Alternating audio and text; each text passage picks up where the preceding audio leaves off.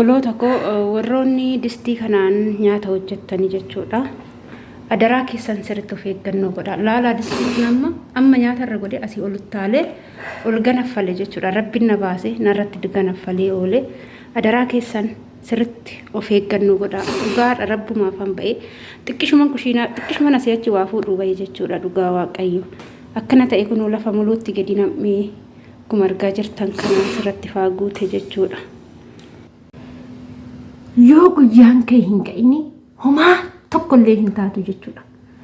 Yoo Waaqayyoon kee garaadhaan kadhatte, yoo guyyaan kee hadha sababni akkanaatirra haa ga'u jedheetu Waaqayyo irra sitti hin ajajamini waa takka hin taatu jechuudha. Dhugaa Rabbi isiniin jedha. Hadha ana mataa kiyya irratti waan na mudate jechuudha. Ana mataa kiyya nuti asiif achi bat jennee fiiguu malee waan nu mudatu hin beeknu jechuudha. Ashama harka fuunee kabajamtootaaf daawwattoota hordoftoota keenya nageenya koo kan jaalalaa fi kabajaa bakkaa fi lafa jirtan isiniif haa baay'atu. Anillee obboleettiin keessanii bakkaa fi lafa jirutti Waaqayyoof galannaa ga'u nagaa fayyaa gootidha. Isinis baga nagaa fayyaa naaf taatan isiniin jedha.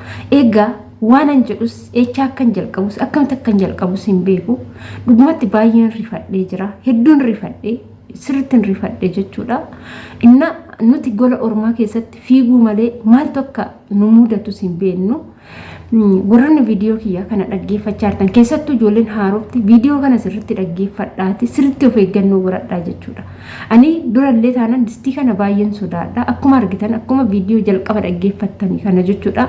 Nyaatan hojjechaa jira. Distiin kun distii ukkaammameetoo nyaata bilcheessu jechuudha. Daqiiqaa muraasa keessatti foon lukkoota daqiiqaa 15 keessatti foon yoo ta'e immoo foon hoolaa horii yoo ta'e daqiiqaa 30 keessatti foon gaalaa yoo ta'e sa'aatii tokko keessatti kan bilcheessu yoo ta'u distiin akkana arabdoota keessatti immoo baay'ee barbaachisaa fi filatamaadha jechuudha. Biyya keenyatti illee filatamaa ta'uu baatu biyya arabaa keessatti akka biyyattii gurguddatteetti distiin kun sirriitti filatamaadha. Isa kira bichaa miti kan elektiriikii irratti sakka'uun tokkos hin jira jechuudha. Inni ukkaammameetu maaluma kanaan jechuudha.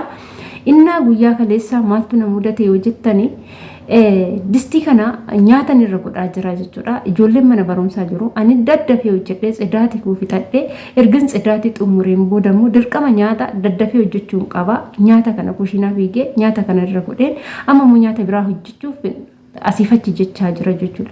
Distii kanatti qadaadee tanan kushiinaa lama qabna. Kushiinaa kaan keessa seene jechuudha. Isiniif galee kushiinaan kun kan nyaanni wanta daffutti hojjetamu. Kushiinaan kun immoo kan wanti hin daffinetti hojjetamu. Kushiinaan lama bakka lamatti jira. Kushiinaa kana keessa godheen kushiinaa kaan keessa achi bahe jechuudha.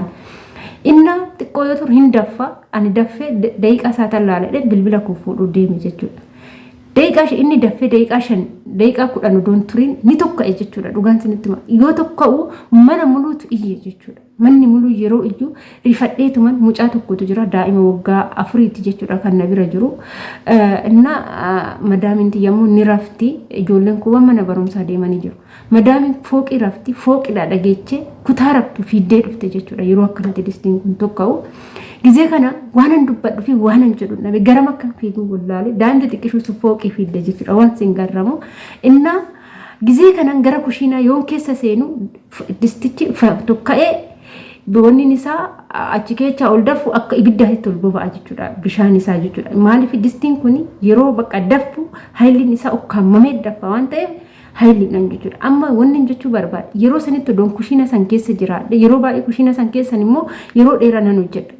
Guyyaa har'aa kana garuu Waaqayyoon salphina kana hin salphatini. Biyya Arabaa teechee gubattee hin galin gaafa naan jedhu kushiina san keessa ba'ee gara na dhufee jechuudha. Inna yoo tokko usan haayiliidhaan tokka'ee achi ol yoo fanadda'u kushiinaa muluutti ol fanadda'e jechuudha. Na akkuma argitan kana bishaan achi keessa jiru hundi firnii irratti gadi nam'e gaazii irratti gadi nam'e rabbii waan akkanaa nama haa baasus nama haa oolchu jechuudha. Dhugumatti narri fadhe dhugaa sa'aatii 2 qaamni koo of laale jechuudha. Nan hadoode waan an dubbadhu wallaale madaami dhuftee bishaan naa icceenaa kennite. Boodatti yoon obbeekee hafuurri natti deebi'e rifaatuun badaadha sanu rifaatuunis badaadha. Rifaatuun nama ajjeesaa jedhan somansaa dhugaa ofumaa wallaale jechuudha. Waan an jedhu wallaale kirkiree haga galgalaatu narraa hin banne jechuudha. Ammoo narraa hin banne garuu galanni Waaqayyoof haa ta'u. Ani waan taanii galata waaqayyo kushina san keessa har'a salphinni akkanaa hin jira ba'idu achi dhaqinaan jedhe anis kushina garasii seenee waa fudhachuu dhugaa gamu miti kushina garasii waa fudhachuu daqiiqaa lama turre jechuudha yoo distichi tokka'u haala kanan na mudate obboloota gola ormaa keessa jirtani sababa isin hin beekne balaa tasaa rabbiin namarraa haa qabu balaan tasaa badaadha wanti waaqni namatti fidu hin beekamu badaadha waaqni immoo nama eega waaqni keenya nu wajjin jira rabbiin nu uume nu wajjin jira gizee hundumaa amantaa qabnu yoo isa kadhachaa deemne isuman nu eega jechuudha agarraatillee isuman nu eege sa'aatii kanaan nu gahe malee namni tokkichi namni nu eeges hin jiru jechuudha inna kanaafuu jechuudha ammallee taanaan borullee taanaan bakka jirrutti mana jirrutti waaqayyoon nu haa eegu jecha obboloonni kiyya haarufti biyyarraa dhuftani jechuudha haarufti reefu biyyarraa dhuftani waaqayyoon sinaa eegu adaraa kechan distii kana sirriitti of eeggannoo godhadhaa jiru distii kana ijoollee baay'een distiin kun akkana na godhe yoo jedhan ani dhugaan sa'u jechuudha tiktook irratti yeroo baay'ee nan arga wanni tokko kaa aga namarra ga'utti namni tokko hubachuu hin danda'u hanqina hubannaa ni qabna nuti inna adaraa keessanii warri afaan kiyya dhagaa jirtanii warri waan ani jedhu dhaggeeffachaa jirtanii distii kanarraa of eeggannoo gurguddaa godhadhaadha distiin kun baay'ee badaadha achi yoo isinitti fanadda'e baay'ee badaadha hayiliin isaa badaadha achi yoo tasa akka na mudate kanatti yoo sin mudate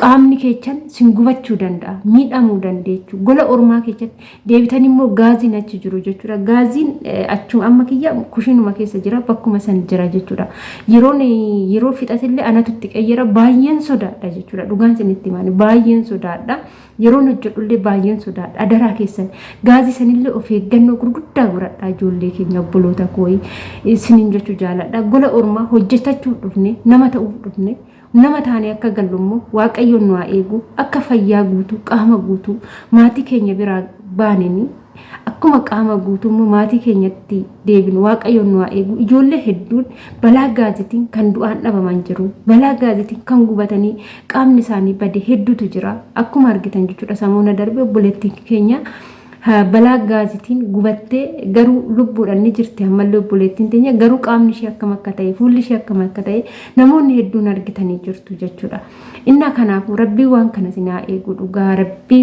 gola ormaa keessatti waaqayyumti sinaa eegu sinin jechuu jaaladha anillee obboleettiin keessanii guyyaan koo hin geenye kanaafuu bahee jira jechuudha dhugaa rabbii guyyaan har'aa kun guyyaa kiyya osoo ta'e hin ba'u guyyaa kiyyaa miti waaqayyoon na wajjin jira na bira hin jiru waaqni koo na bira hin jiru jenna malee sirriitti nu bira jira jechuudha waan nuti taanu waan nuti hojjennu waan nuti goonu hundumaa waaqni keenya nu argaa jechuudha kanaaf ammallee isuma hirkoo godhanne isuma wajjin taane jiraanna isiniin jechuu jaaladha obboloota kooyii kana fakkaata mudannoon na mudate akkasiin hin mudanne of eeggannoo godhadhaa isiniin jechuun jaaladha sumarraani dhugaa rifaatudha waanan jedhuuf waanan haasa'us na wallaale inna kanuma sinin jedha hundaafuu jechuudha galata rabbii osoon immoo haga madaam jira odoon kophaa kiyya faa jiraadhe maalan jedha dhugaa kutaa ishii keessa rifaatuudhaan baannantee fiigaa yoo dhuftu darajaarra yoo gadi fiiddu akkumatti fiidde iyyuu hin beektu jechuudha ishiinu